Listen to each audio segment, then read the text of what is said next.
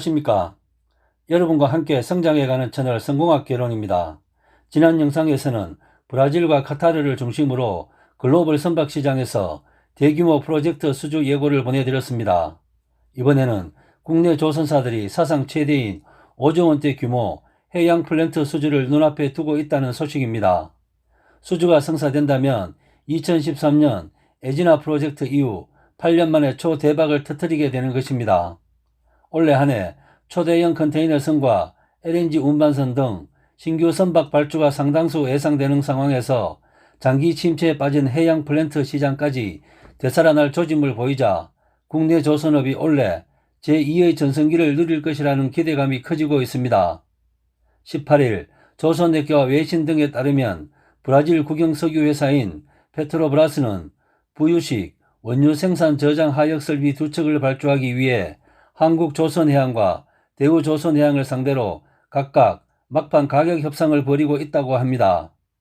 이번 2척의 발주 금액은 총 46억 달러, 약 5조 1,300억 원에 달하는 것으로 알려졌습니다.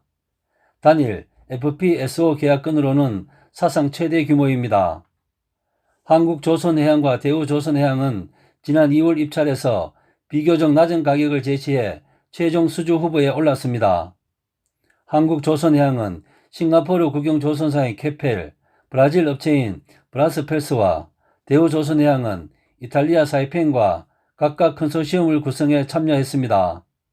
삼성중공업은 브라질 에너지 기업인 EBR 등과 손잡고 참여했지만 최종 후보에 오르지 못한 것으로 전해졌습니다. 한국조선해양과 대우조선해양은 이번 수주를 위해 총력을 기울이고 있습니다. 현재까지 국내 조선사가 수주한 FPSO 중 최대 규모는 2013년 삼성중공업이 나이지리아에서 수주한 에지나 프로젝트입니다. 수주 금액만 약 3조 8천억 원이었습니다. 삼성중공업은 이 FPSO 한 척을 건조해 2017년 인도했습니다. 그 후 국내 조선사가 1조 원 이상의 단일 계약을 체결한 것은 2019년 삼성중공업이 아시아 지역 선사로부터 수주한 FPSO 한 척, 약 1조 1천억 원이 유일합니다.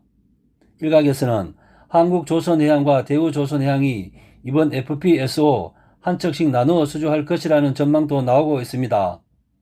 한 척을 건조하는데 수년이 걸리고 인력도 상당히 많이 필요하기 때문에 일정 조율을 위해 양쪽에 분산해 발주할 것이라는 분석입니다.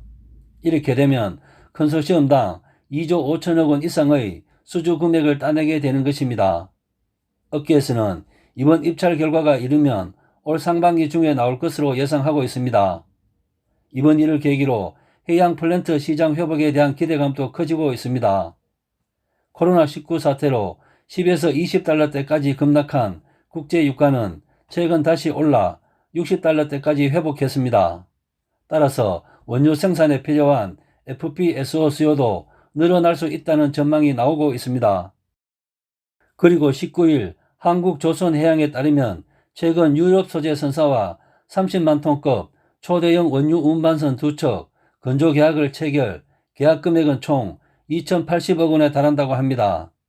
한국조선해양은 이번 수주로 올해 들어 전 세계에서 발주된 초대형 원유 운반선 26척 중 11척을 수주, 전체 발주량의 42%를 확보했습니다.